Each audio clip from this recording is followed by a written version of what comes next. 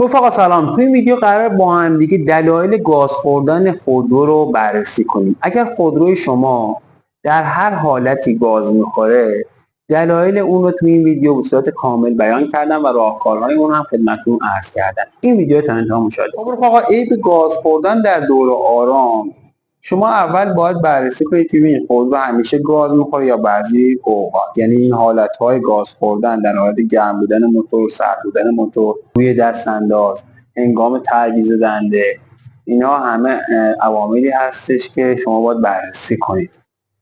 اگر گاز خوردن در حالت درجا باشه، در خودروهایی که داره دریچه گاز سینی هستش مثل این خودرو، به خاطر استوپر هستش که یا به دلیل کثیفی و خرابی استوپر موتور هستش که کثیفی شفت استوپر موتور باعث میشه که استوپر نتونه میزان هوای ورودی رو به صورت صحیح تنظیم کنه و هوای اضافه وارد موتور بشه.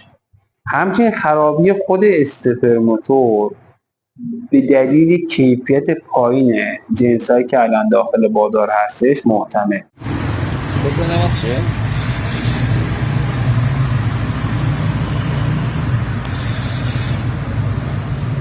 ایراد بعدی میتونه خرابی سنسور دریچه گاز باشه. اگر سنسور دریچه گاز در حالت بسته بودن دریچه گاز باز بودن اون رو به ECU اعلام کنه، استپر موتور با دستور ECU میزان هوای ورودی رو افزایش میده و خودرو گاز میخوره.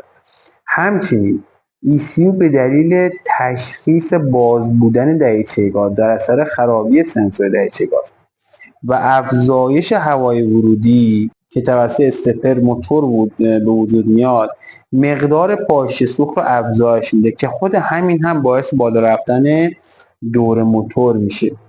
علائم خرابی سنسور دریچه گاز به جز گاز خوردن اینه که در هنگام گاز دادن در حالت شتابگیری خودرو ریپ میزنه و موتور کارکرد درستی نداره.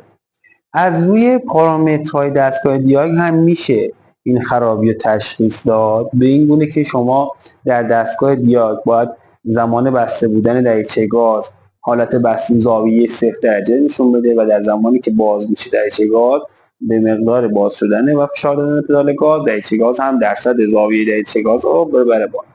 همچنین ولتاژ اون هم در حالت بسته شدن کامل نیم ولت هستش.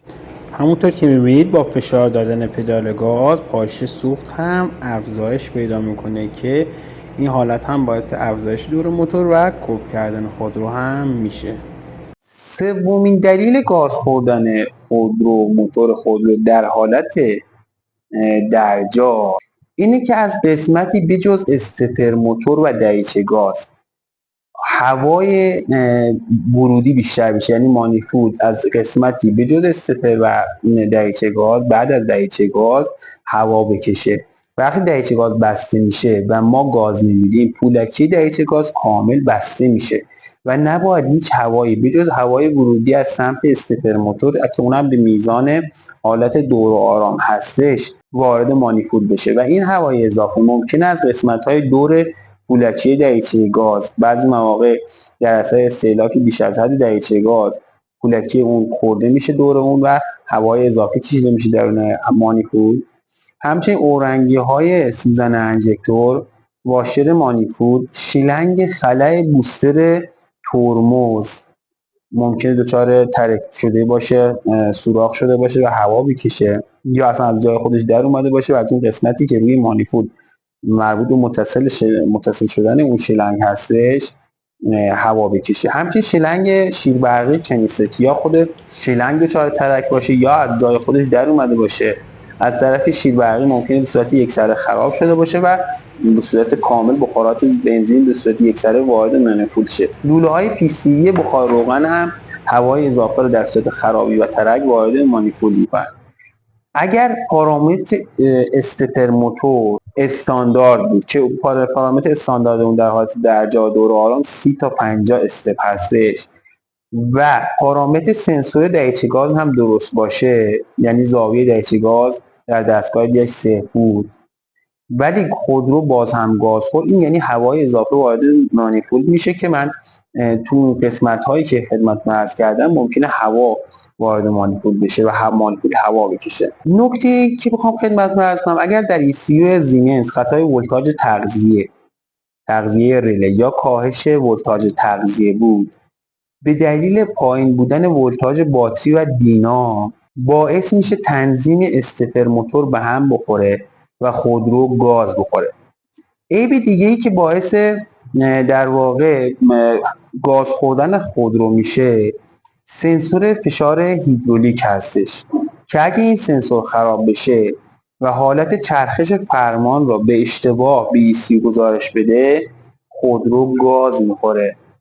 چون ECU زمانی که فرمان خودرو در خودروهایی که دارای سنسور فشار هیدرولیک هستن میچرخه و اطلاعات فعال شدن پمپ هیدرولیک مدار های پرژر اون برای ECU ارسال میشه، ECU برای افزایش کنترل دور آرام و عدم نوسان دور موتور هنگام زیر بار قرار گرفتن موتور دور موتور رو افزایش میده تا دور موتور نوسان نداشته باشه. میدونید که وقتی موتور زیر بار قرار بگیره، مثل حالت کولر گرفتن، روشن شدن چراغ‌های خودرو، چرخش فرمون یا پمپ هیدرولیک به کار بیفته، مقداری خودرو دور موتورش افزایش پیدا میکنه که در خودروهایی که سنسور فشار هیدرولیک ندارن استپ موتور وظیفه کنترل اون رو داره و در خودروهایی که سنسور فشار هیدرولیک دارن در هنگام چرخش فرمان این پارت به ECU ارسال میشه و ECU استراتژی لازم رو برای این موقع اعمال میکنه. اما اگر روی دستانداز گاز خودرو ممکنه استپ موتور خراب باشه یا در سنسور دریچه گاز. اگر پشت چراغ قرمز در حالت که شما ایستادی گاز خورد، باز هم استپر موتور. همچنین در بعضی مواقع در حالت تعویض دنده خودرو گاز میخوره که این هم ایراد میتونه از دریچه سنسور دریچه گاز یا استپ موتور باشه. در دریچه گازهای برقی همه مواردی که از نظر هوا کشیدن بعد از دریچه گاز گفتم صدق میکنه، ولی گاز خوردن به دلیل خرابی استپ موتور و یا پولکی دریچه گاز نداریم، چون در خودروهایی که دریچه گاز برقی وجود داره استپ موتور وجود نداره و از طرفی پولکی دریچه گاز برقی هم همیشه مقداری انحراف برای ورود هوا به مانیفول داره که برای حفظ دور و آرام موتور لازمه.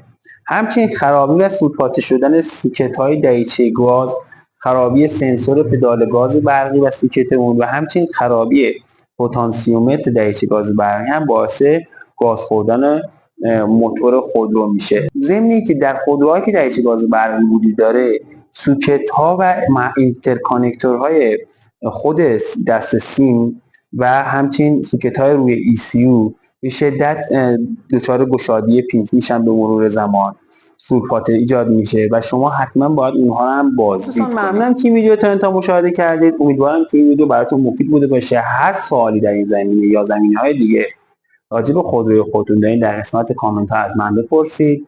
من و دوستان حتما پاسخ اونها رو میدیم. موفق و مؤید و پیروز باشید.